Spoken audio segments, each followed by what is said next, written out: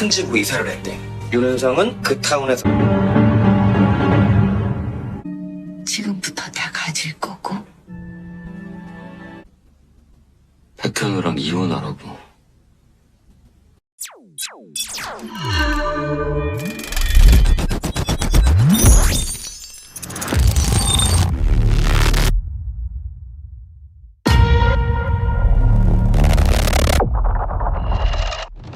Hain mengetahui jika Hyunwoo mulai berencana untuk mengungkapkan tentang perceraiannya tepat di saat momen ketika ia mengungkapkan penyakitnya di tempo hari.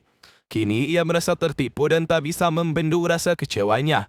Hyunwoo berusaha untuk menjelaskan kesalahpahaman, namun Hain mengabaikan dan enggan mendengarkan alasan apapun. Akibat situasi ini, tak dapat dipungkiri, rasa cinta keduanya membuat pikiran mereka benar-benar kalut. Bahkan tanpa disadari, Hain mengalami halusinasi dan tiba-tiba berada di tengah jalan raya. Ia hampir tertabrak truk, namun untungnya dengan cepat Hyunwoo menolongnya. Hyunwoo tak bisa menyembunyikan rasa khawatirnya. Hain menegaskan jika kejadian tadi suatu saat nanti ia alami kembali, ia berharap Hyunwoo tak akan menolongnya lagi. Tak lama, Hain lantas meninggalkan Hyunwoo. 그땐 잘만 거짓말했으면서.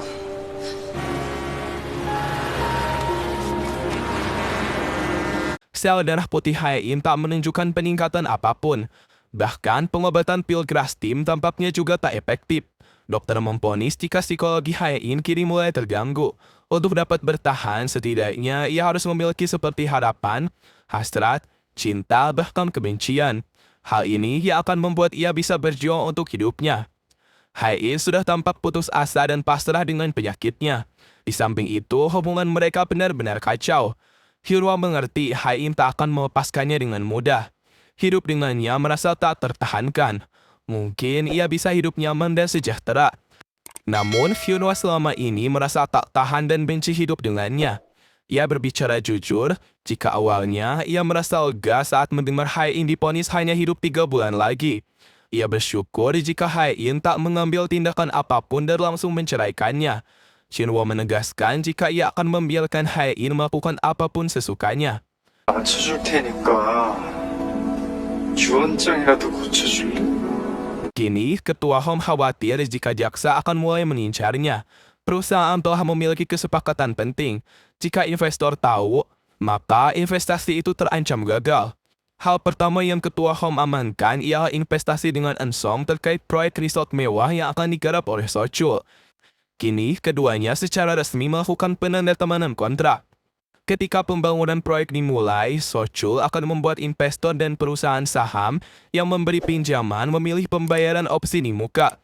Ia akan menawarkan investasi sejumlah uang yang dipinjamkan para investor, serta mengusulkan obligasi konversi.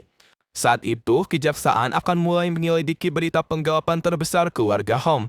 Dengan obligasi konversi, lalu ia akan menggabungkan 4,9% saham yang ia sudah beli. Dengan begitu, ia bisa dengan mudah menjadi pemegang saham terbesar. 재투자도 제안하고. 제대로 된 검찰 조사는 Bom Joon, Hain, dan beberapa keluarga lainnya berkumpul untuk membicarakan terkait masalah perceraian Hain. Hain akan menyewa tim audit untuk memeriksa komputer, dokumen, rekening, dan hal lain. Begitu ada penggelapan atau tindakan ilegal, ia akan melaporkan dan meminta ganti rugi.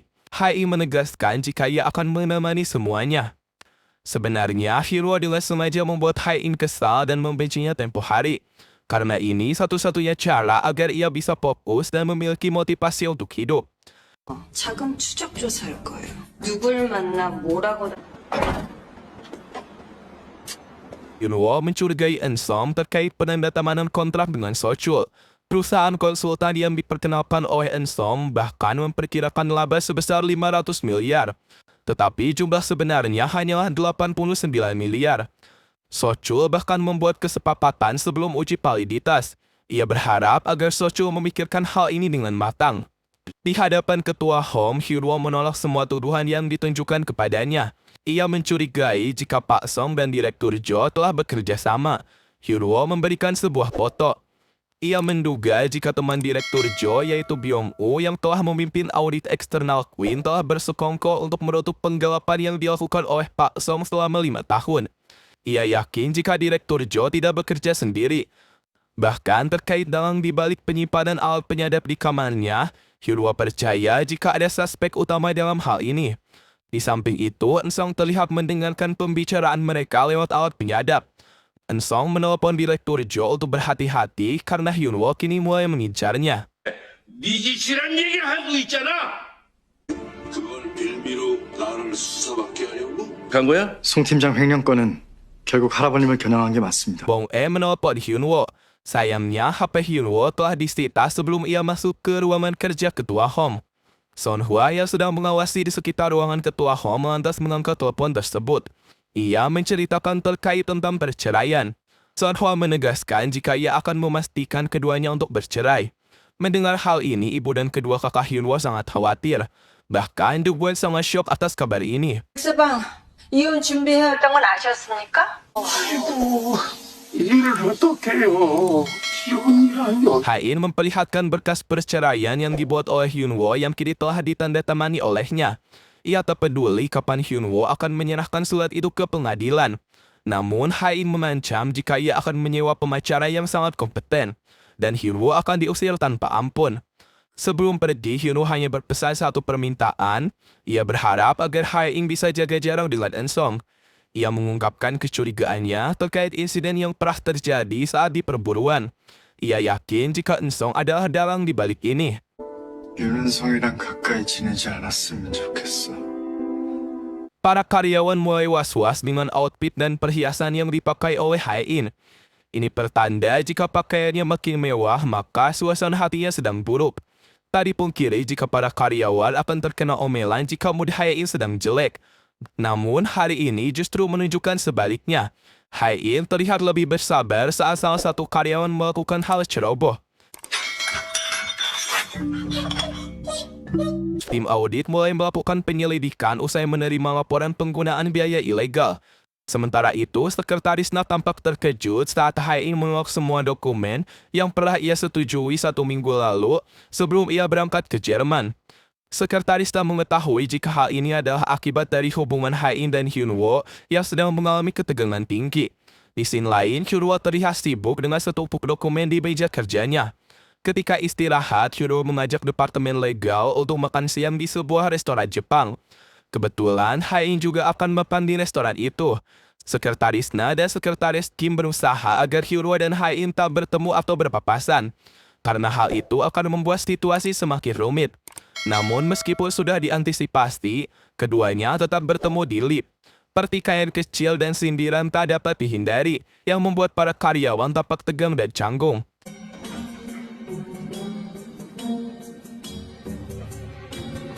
Salah satu ART di rumah Hae-in mengirimkan sebuah potongan kertas kepada Eun-sung terkait hasil pemeriksaan Hae-in di rumah sakit Sungmin. Ia mulai mengingat beberapa hal aneh. Dimulai dari obat yang ia temukan di tas Hae-in, bahkan kondisinya yang terlihat kurang baik saat menghadiri pertemuan dengan klien. Eun-sung mulai menghubungi rumah sakit Sungmin untuk memeriksa apa hal itu. So-chul terlihat sedang belajar sepeda ditemani dengan pelatih dan istrinya. Ketika ia terjatuh, Son-hwa begitu cemas. So-chul risih dengan sikap berlebihan ibunya. Sejak dulu, ia tak pernah diizinkan untuk belajar ski, sepatu roda, sepeda, dan otopet. Ia tak pernah memiliki pengalaman itu akibat sikap protektif ibunya. Kini, ia akan mulai melakukan hal tersebut demi bisa mengajari Gon-oh. Dae-hee yang melihatnya tampak terharu dengan sikap perhatian So-chul untuk putra mereka. 박 선생님. 안 돼! Sekretaris Na menyampaikan kepada Hae-in jika ia mencurigai Hyunwoo yang sering memanggil nama Yongsuk saat di atap gedung. Lalu di scene lain terlihat Bom Joon sedang menemui dua wartawan. Kini kita mengetahui jika wartawan yang sering membutuhkan Hyunwoo adalah perintah dari ayah mertuanya. Mereka melaporkan jika selama mengawasi Hyunwoo, mereka tak menemukan hal yang berarti. Hyunwoo hanya sering pergi ke tempat bisbol dan rumah makan nenek. Mereka menunjukkan beberapa sikap Hyunwoo yang aneh. Wartawan itu memergoki Hyunwoo yang sedang berteriak, menangis, bahkan menyanyi. Ayahnya kemudian menyampaikan itu kepada Hae-in. Ia tak menemukan Hyunwoo berselingkuh atau melakukan hal mencurigakan. Hae-in ragu. Ia yakin jika Hyunwoo tahu terkait ia sedang diselidiki oleh ayahnya. Oleh karena itu, ia berpura-pura bersikap normal saat menjalani aktivitas. Di samping itu, tim audit tak menemukan kejanggalan apapun atas penyelidikannya kepada Hyunwoo. Namun, sekretarisnya menemukan hal aneh. Hyunwoo selalu menghabiskan 300 ribu won di sebuah toko bunga. Hari ini, bahkan ia memberikan bunga untuk dikirim kepada Kim Min-ji. Setelah dicek ke rumah Kim Min-ji, Hae-in mengetahui jika Hyunwoo memberikan karangan bunga dan sejumlah uang tersebut untuk ucapan duka atas kepergian orang tua Kim Min-ji mewakili dirinya. Hae-in mengingat jika Kim Min-ji adalah seorang pelayan yang sempat ia tolong di tempo lalu. Dalam hati kecilnya, Hae-in mengerti jika semua kecurigaannya hanya sebatas kesalahpahaman. 털어도 10원 한 장이 안 나온. 그러니까 꽃다발이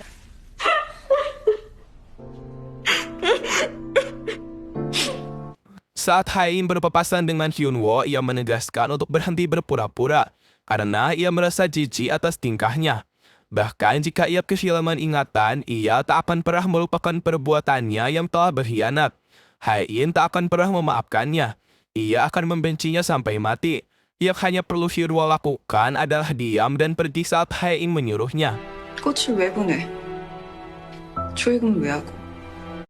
Akhir-akhir ini, Hae-in sering pergi menemui Eun-sung. Mereka kembali mendiskusikan terkait pengembangan proyek Hensina. Hae-in tahu jika ia berutang balas budi kepada Eun-sung. Ia menanyakan apa yang sebenarnya ia inginkan. Jika ia ingin meminta bantuan, Hae-in akan berusaha melakukannya. Eun-sung lantas menjawab jika ia ingin Hae-in dan Hyunwoo segera bercerai.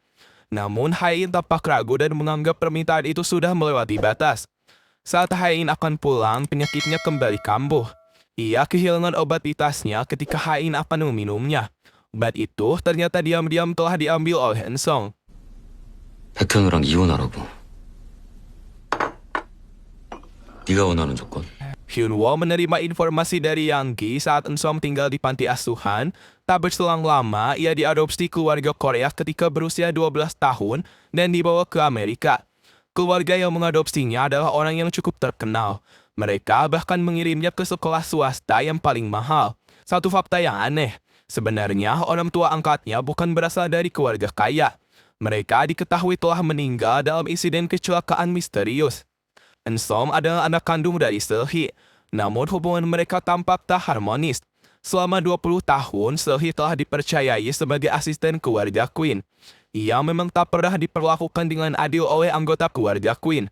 Namun ia yakin, karena tak lama lagi mereka akan menguasai seluruh aset bahkan perusahaan Queen. 좋은 날. 근데 지금부터 다 가질 거고.